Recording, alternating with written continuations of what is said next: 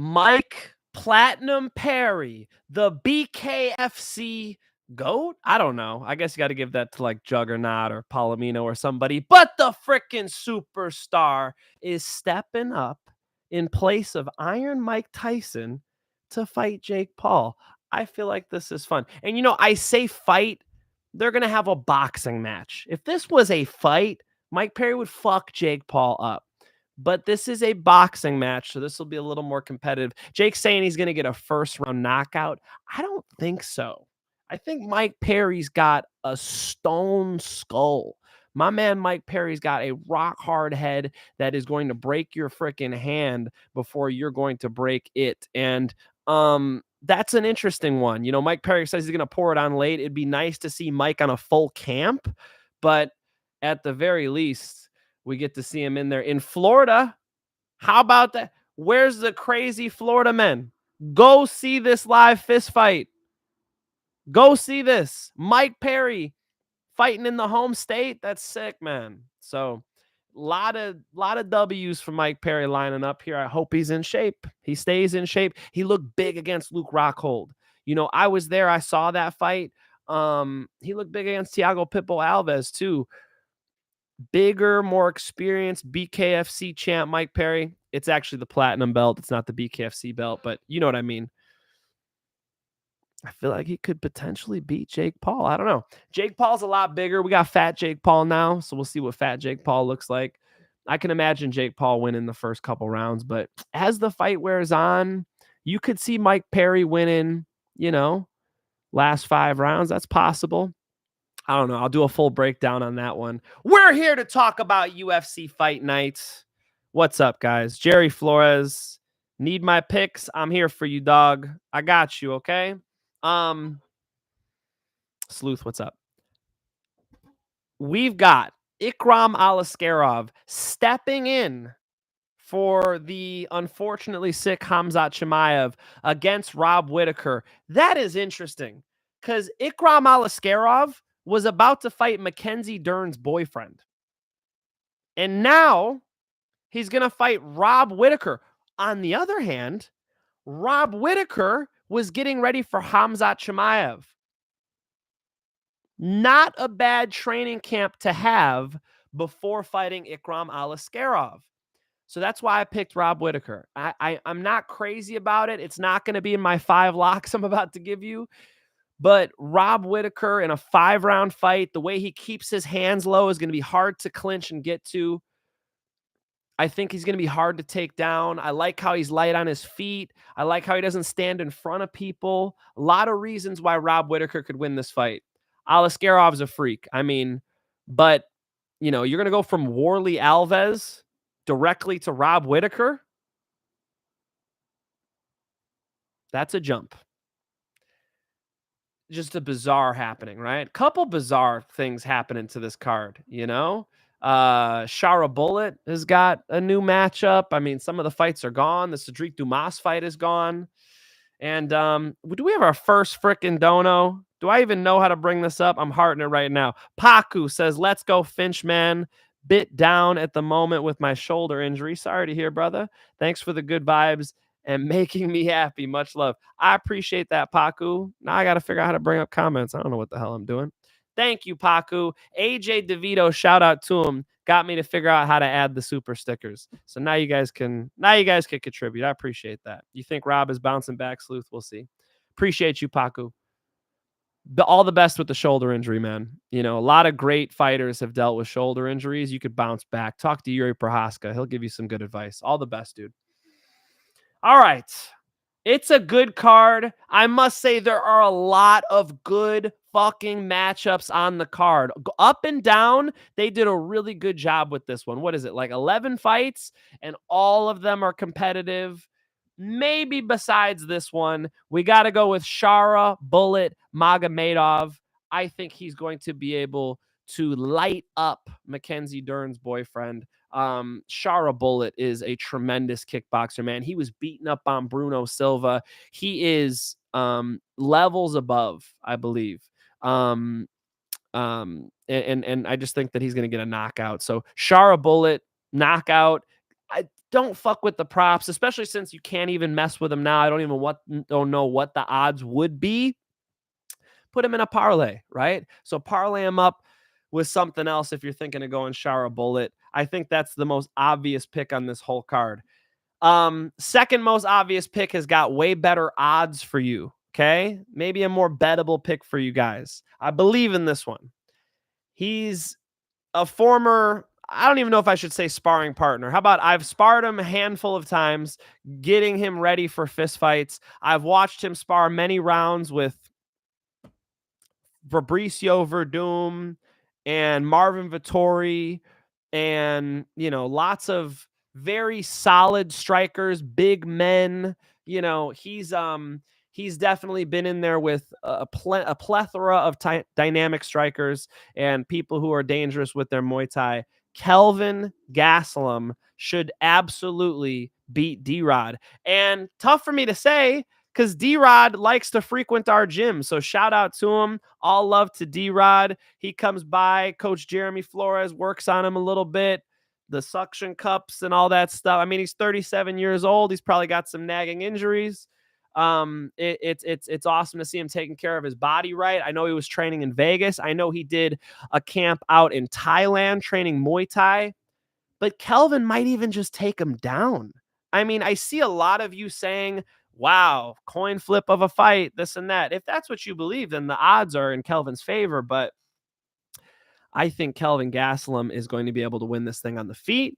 I think Kelvin Gastelum is going to be able to win this thing on the ground. I think Kelvin's the better wrestler. Literally, it's kickboxing match, wrestling match, jiu-jitsu match.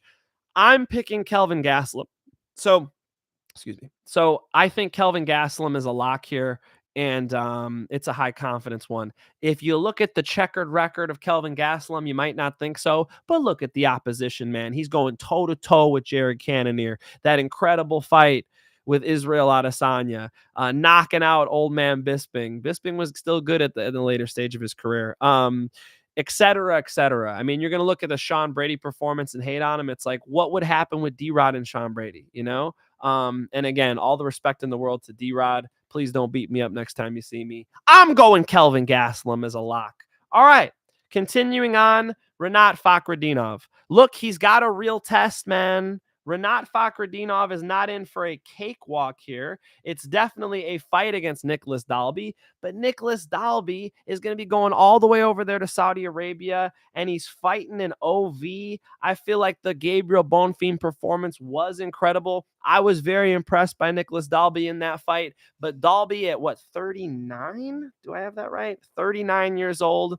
I think the buck stops here, man. Rinat Fakhretdinov, very, very good wrestler, a guy who can kickbox as well.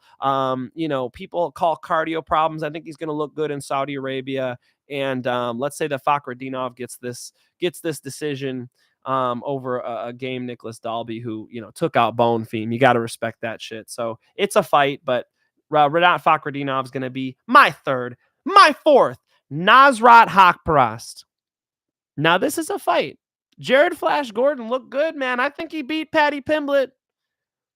He's been looking good, but Jared Flash Gordon, the way he keeps his hands up, I feel like Nasrat's going to find shots through that guard.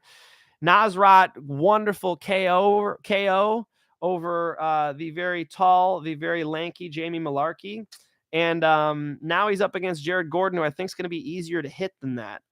Jared Gordon looked real good against Mark Madsen, but would he retire him with that fight? Is Mark Madsen done? Am I right about that?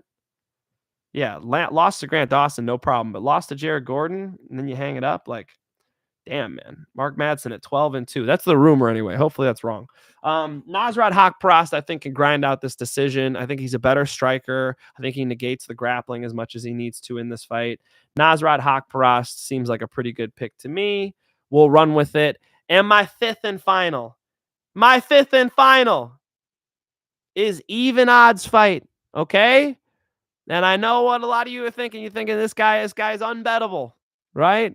This guy, we got to be careful. Why? Because he just lost to Ankalaev, who's arguably the best light heavyweight in the world, who I might pick over Alex Pereira.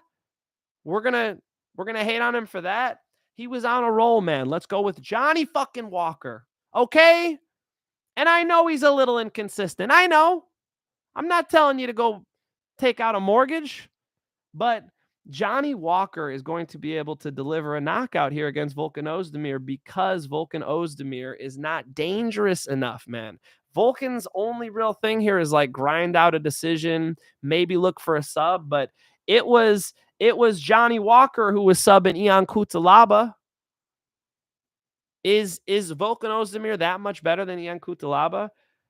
I don't know. He was on a roll. Paul Craig, Anthony Lionheart Smith. I think these are quality, man. And Bogdan Guskov, did get strangled by Volkan Oezdemir, but Volkan Oezdemir has a checkered past as well. I mean, we're going to forget about Nikita Krylov.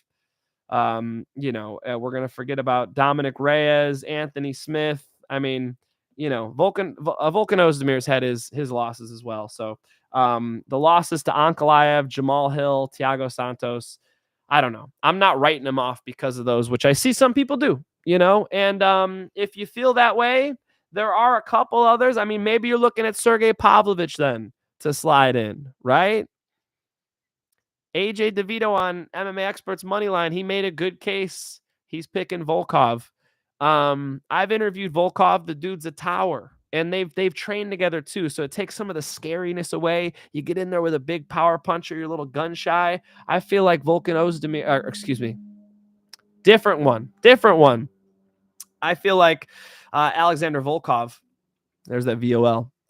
I feel like Alexander Volkov is going to be able to be competitive in this fight. And if he gets a takedown on Sergei Pavlovich, it could get crazy.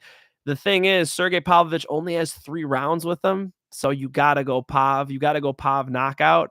But I love the matchup. It's a really cool one. And notice I didn't throw Whittaker in there either. So Sergei Pavlovich and Whittaker are both things to consider. But my 5 locks are going to be Kelvin Gastelum, Shara Bullet Magomedov, Rinat Fakhretdinov, Nasrat Haqparast, and Johnny fucking Walker. Folks, those are my 5. Take them or leave them. That's just what I think. Sounds like you're trying to convince yourself that Kelvin can win. It's Kelvin, not Kevin, Donnie. No, I mean, I hired, D-Rod striking coach Manny. Like, I'm very familiar with his style. I feel like, on the feet, there's just nothing D-Rod is going to show Kelvin Gastelum that Kelvin hasn't seen a million times, right? And through my training with Kelvin, I could definitely tell you he's got a fast jab, he's got hard leg kicks. Both of those things are perfect against D-Rod. D-Rod's not looking for takedowns. D-Rod's not trying to wrestle with the former state champ Kelvin Gastelum. Bet you didn't know that. I think that this is a nice matchup for Kelvin Gastelum. Finch, remember what happened to Dalby last time he was in Saudi Arabia? I don't. What fight was that? Mr. Dalby. Why am I forgetting about your fight in Saudi Arabia? What, against Muslim Salikov? Was that in Saudi Arabia? Which fight was in Saudi Arabia? I don't know. I ain't looking this up on the live. Thanks for sending $5 on behalf of all of us to Paku. That's right. That's right, Panda. Aliskerov is going to knock out Oezdemir. Aliskerov is going to knock out Oezdemir. Pavlovich going to beat Rinat by decision. Panda, you talking crazy. What are you betting the most on, dog? Bro. And it sucks because I'm going to see D-Rod in a couple weeks at the gym, I bet. Hopefully he doesn't watch my show. Kelvin. Kelvin's the lock, dude. Kelvin, and then parlaying him up, right? Maybe a Kelvin and a Sergei, right? Maybe a Rinat and a Shara Bullet, and so you got to play with odds and look at them. I might end up starting to put the full picks out for you guys if you guys want to see what I actually bet. But Kelvin will be part of it, and I'm looking at parlays. Ikram winning, Edward maybe. I mean, Ikram Aliskerov is fucking dangerous, fast, great wrestling. But I mean, again, Warley Alves to Rob Whittaker, like, this is a big jump up. He's got to do 5 rounds. Think about it this way: he was preparing for Mackenzie Dern's boyfriend. It's like that is, talk about a fucking style change, right? Rob Whittaker doesn't have to make that many adjustments. So Rob Whittaker, I'm sure, was coming in shape too, because Hamzat gasses. You come on late 3, 4, 5. I could see him doing that to Aliskerov too. Aliskerov, was planning on fighting a much different style, and so it's hard to get ready for a Rob Whittaker that short notice. Rob Whittaker is a phenomenal striker. With that being said, Aliskerov winning wouldn't shock me. If you're trying to bet on Aliskerov, power to you. I talked to a really smart capper, a really smart guy who puts bets out. He believes in Aliskerov. He's taking Aliskerov. So one of my clients, T-Bone. So, hey, maybe you and T-Bone are on the same page. That's okay. Thanks, pimp. Thank you, Jeremy. Why does D-Rod seem very regressed? He doesn't seem to look amazing at 170, not yet at least. Look, he went out to train in Thailand. I like some of the things he was doing, but pretty much just like pure Muay Thai to me. And I think Kelvin can deal with that. I got Johnny at plus 120. I felt there was too much value to not play it. You know what I'm saying? I think Johnny Walker's sleeping Oezdemir, dude. I saw Sergei said, as soon as I found out they signed, I signed too. Yeah. Sergei's the man. Listen, folks, I think Kelvin Gastelum's going to win this fight. This is a hard card to bet on, though. Let's be honest. These are some fights where it's like, I want to throw out, a couple bucks just to have fun while I'm watching it. I'm like, all right, fuck it. We're going Shara bullet by knockout, and I'm putting it on first round KO, and we're throwing some capital down just to fuck around. I don't think this is, this isn't big bet time. So be a little bit reserved, man.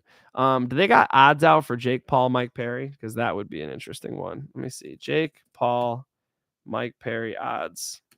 Obviously, it's going to be Jake as the favorite, but how wide? How wide is it? Because Mike Perry is in his fucking prime. Paul opened up minus 240 betting favorite against a plus 120 Perry. So it's not too crazy. I don't know. I feel like Mike Perry's got a fucking shot. That might be interesting. How about this? I'm back hosting Bare Knuckle Bets. Bare Knuckle Fighting Championships gives us a call. Me and AJ DeVito are back hosting the show. And I went through that show. And I'll tell you what, there are some fucking bets right there. Should I leak them? I'll leak two. I got both the challengers in the title fights. So I've got Brian Duran taking out Kai Stewart, which is a tremendous fight. Kai Stewart just beat Howard Davis. But Brian Duran, close odds, super dangerous inside. That's where Kai Stewart lives. He likes to get close to you and wrestle you a little bit in a 5-round fight. I got to think Duran catches him. And then with even more confidence, in the co-main event, I'm taking the challenger as well. I believe that that betting on Bare Knuckle Fighting Championships fights is, honestly, there's some nice bets to be made there. I mean, is it better than MMA to bet on? Maybe, because it's a little bit newer. So sometimes the odds are a little more fucked up. I think they get odds pretty well. Like when MMA odds were out early, like back in the day, back in the fucking Tito Ortiz days, they were a little wide and crazy. Even Chael Sonnen went to Vegas with some money and put it on Dan Henderson and shit like that. But I think with some of these BKFC fights, like Alberto Blas is his name, and he's challenging Keith Rockstar Richardson. He's 29. Keith Richardson's fucking 40, and the odds are kind of close. Like, I'm on Alberto Blas all day. Christina Vicens as well. So some interesting ones there for sure. You guys can get my full picks checking out the BKFC app. Download the BKFC app. Bare Knuckle Bets. Me and AJ DeVito breaking down all the fights. KG inside distance plus 280. Shara is going to get exposed. Holy shit. Can you imagine? Can you imagine if Shara just got knocked the fuck out? How crazy. What's up, AJ? You're a walking W, AJ. I appreciate that. Edward Dowling on the app. Yes, you could download the BKFC app and watch my show. Okay? Go check it out. It's worth your time. I did give you, my favorite bets right now. Whoops. But me and AJ go through the whole thing. And if you want a little more action this weekend, I feel like those BKFC fights are there for the taking, man. I can give you another one. What's it? Perdomo. AJ knows this guy's name. Perdomo is a total fucking lock. Yeah, Leonardo Perdomo over Leo Bercier. We didn't even talk about these on the show, so I'll just give these to you guys right now. Edgard Plazola over Eric Dodson. Now that one's a fight. That's interesting. It's John Dodson's brother, who stands fucking straight up in the air, which is probably not the best way to pressure somebody in bare knuckle fighting. I can't even give you the other ones. Oh, Chris Garcia, I can give you over Mike Livingston. Those are easy. Chris Garcia and Leonardo Perdomo parlay. Fucking talk about a lock. Like, you know, those odds are going to be a little crazy though. How much do we bet on those? Jerry, I'm thinking about making something where I can go through more in-depth betting advice. I can't be telling you how much to bet. Like, don't just listen to what I'm saying and then tail it. Like, you gotta decide based on lots of factors, right? If you got fucking money to throw around, that's different. If you rent your place and you don't own it, like, you know, I do. I'm renting this. I rent this beautiful home. So, and some people think I'm in a studio. No, I am home. You know, you gotta decide how much to bet for yourself, buddy. That has to do with you. Fuck yeah. Depends on confidence level and your typical unit size, but BKFC odds are pretty fuego. You know what I'm saying?